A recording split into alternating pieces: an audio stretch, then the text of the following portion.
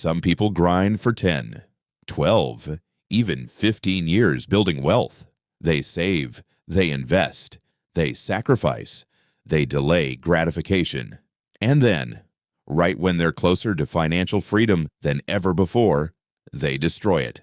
Not because the market crashes, not because they lose their job, but because they hit a number that changes how they think. That number is $250,000 invested, and if you ever reach this milestone, you will face a psychological test most people fail. This is Sam from Sam Invests, and today I'm going to show you why $250,000 is the most dangerous number in wealth building and how to survive it. Let's imagine something realistic. You open your investment app on an ordinary Tuesday morning, not expecting anything dramatic. And there it is. Your portfolio is up $7,800 in a single day.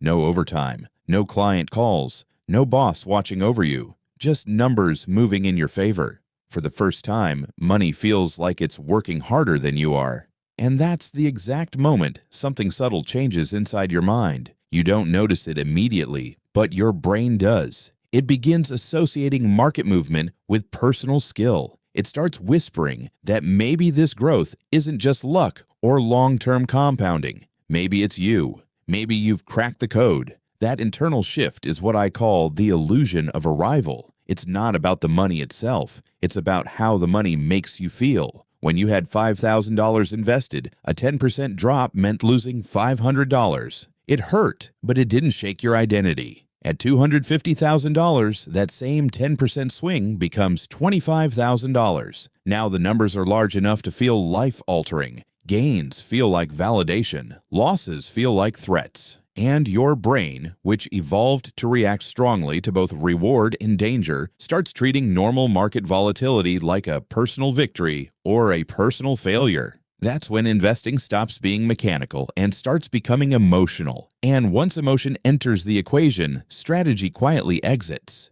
You begin checking your portfolio more often. You start mentally spending unrealized gains. You feel smarter during rallies and more anxious during pullbacks. Instead of sticking to your plan, you start reacting, trimming positions after small drops, chasing momentum after big green days, convincing yourself that you should do something because the numbers feel too big to ignore. This is the dangerous transition point, not because the market changed, but because your relationship with it did. And from here, the real test of discipline begins. And this is where the brutal truth sets in. At $250,000, you feel financially strong, but you're not financially untouchable. You've built something meaningful, something most people never reach, yet it's still fragile in ways you don't fully appreciate. At this level, mistakes stop being small lessons and start becoming multi-year setbacks. Losing $15,000 on a speculative stock doesn't feel catastrophic because your account still looks big.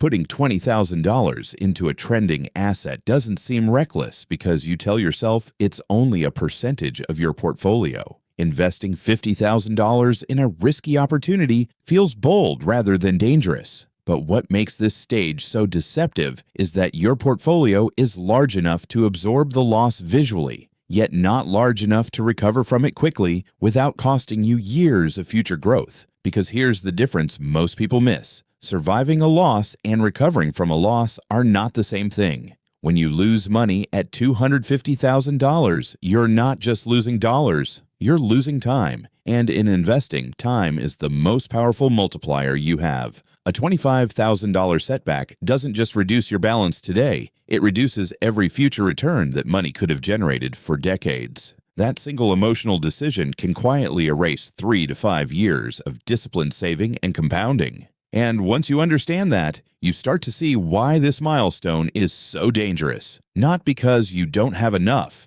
but because you finally have enough to hurt yourself in ways that compound silently. And that's exactly why what happens next matters so much. And this is exactly why what happens next matters so much.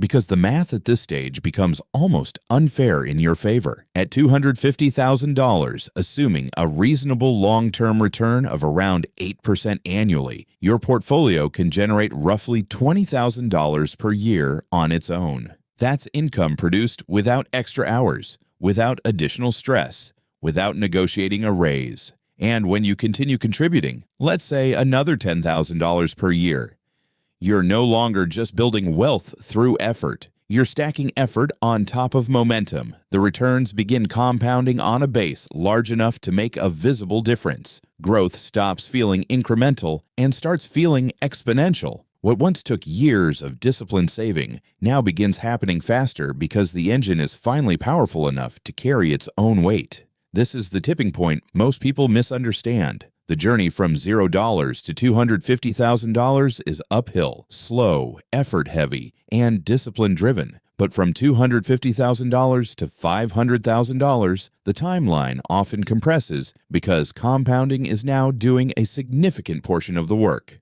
And once you cross $500,000, the acceleration becomes even more noticeable. Your money starts producing numbers that rival your annual contributions. That's when wealth shifts from being built by you to being built with you. And ironically, this is also the stage where people sabotage themselves, because when momentum becomes visible, impatience tries to interfere. Instead of protecting acceleration, they try to force it. And that single psychological mistake is what separates steady millionaires from people who almost made it. And that psychological mistake usually begins with something that feels harmless: confidence. By the time you reach $250,000, you've experienced volatility. You've watched markets drop 10%, maybe even 20%, and recover. You stayed invested. You didn't panic. And that discipline deserves credit. But the human brain has a dangerous habit. It rewrites survival as skill. Instead of thinking, "I followed a solid long-term strategy," you start thinking, "I understand this better than most people." That subtle shift is where the overconfidence monster is born. Suddenly, boring index funds feel too simple. Long-term investing feels too slow.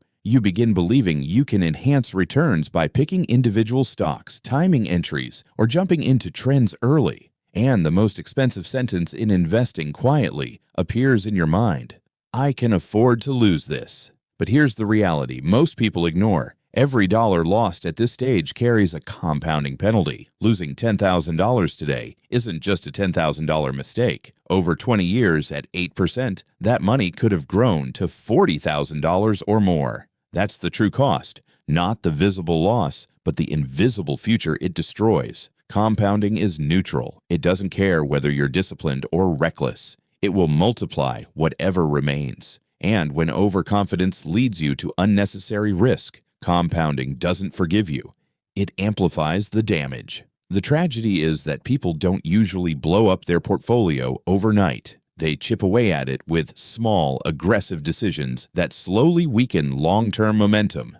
And just when overconfidence starts fading, another trap quietly takes its place: comparison. At $250,000, you feel accomplished, until you meet someone with $500,000. Then someone with $1 million. Then you scroll past someone online claiming $2 million before 35. Suddenly, your progress feels small. This emotional shift triggers acceleration behavior. You increase risk tolerance. You consider leverage. You start chasing higher returns to catch up.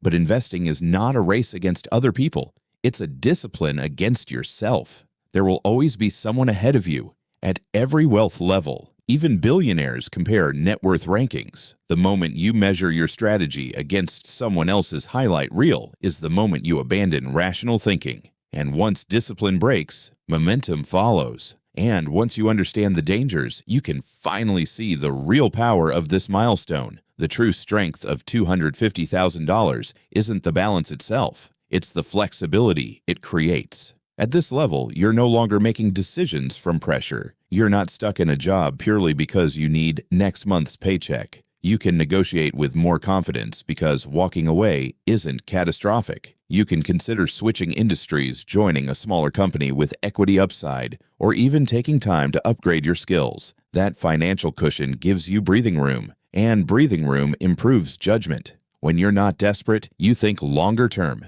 You evaluate risks more rationally. This is the moment where wealth shifts from being about survival to being about strategy. But that shift only works in your favor if you protect the foundation that created it. That's why surviving $250,000 doesn't require advanced tactics. It requires restraint. The first rule is simple: don't get clever. If disciplined investing in diversified, low-cost assets got you here, there is no sudden need to reinvent your strategy. Complexity often disguises itself as sophistication, but in reality, unnecessary complexity increases the chances of error. The second rule is even more important: avoid leverage. Debt combined with market volatility is one of the fastest ways to destroy years of progress. Borrowed money magnifies returns, but it magnifies losses just as aggressively. At this stage, you don't need amplification, you need stability. Protecting momentum is more valuable than chasing marginally higher returns. The third rule is to ignore noise. As your portfolio grows, so will the number of opportunities that appear in front of you. Hot stocks, speculative assets, aggressive strategies, they will all promise acceleration, but most of them are distractions from the real objective: sustained compounding. At $250,000, your primary responsibility is not to speed up the process. It's to avoid interrupting it. Your portfolio has finally developed meaningful momentum. And from here forward, success depends less on brilliance and more on discipline. Because the difference between a future millionaire and someone who almost made it often comes down to one simple decision: whether they protected their progress or gambled with it. And this is where the perspective shift becomes powerful. Most people look at $250,000 and think in straight lines. I'm 25% of the way to $1 million. But compounding doesn't move in straight lines. It moves exponentially. In many realistic scenarios, the time it takes to go from $0 to $250,000 is roughly equal to the time it takes to go from $250,000 to $1 million, assuming consistent investing and reasonable returns. That's because your money has finally built enough mass to generate meaningful momentum on its own. It has reached financial escape velocity. The uphill push that required years of discipline, sacrifice, and patience starts flattening out. Growth begins feeding itself. And at this stage,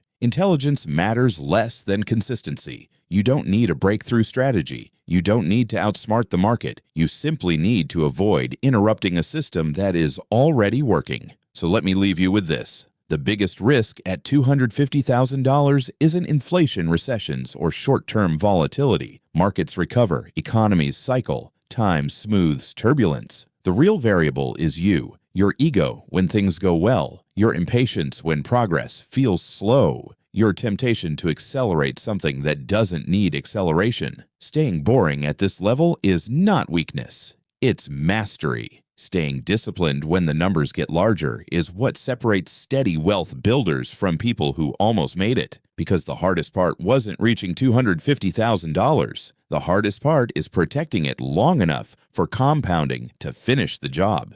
This is Sam from Sam Invests. And if this changed the way you think about even one financial decision, then you're already ahead of where you were yesterday. I'll see you in the next one.